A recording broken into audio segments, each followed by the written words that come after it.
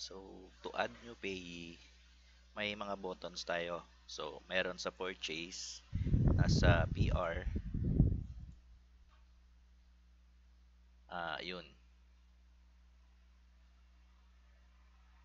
I mean, new signatory pala. May new signatory tayo dito. Tapos,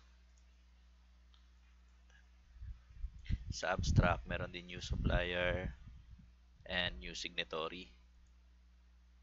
The same in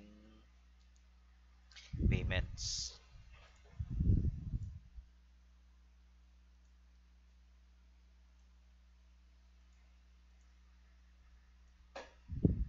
So, yun, edit payee, then add signatory. So, to add new signatory, before tayo mag-add, search muna natin yung name kung wala ba talaga siya. Kung na mali lang yung spelling natin. So, pag mag-add, new record, tapos lagay lang natin ang name. Um,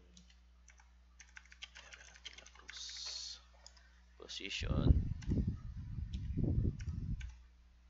T1. Okay. Yung itong active na button, pag hindi na, pag like, for example, retire na siya, tapos ayaw na natin siyang mag-appear sa mga drop downs, like dito, hindi na mag-appear dyan, i-uncheck lang natin siya.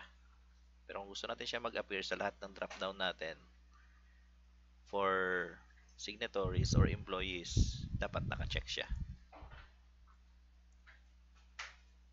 The same with payee. So, search muna. Pag wala, mag-add. So, new record, name, address, TIN, zip code, contact number, tapos kung ano siya.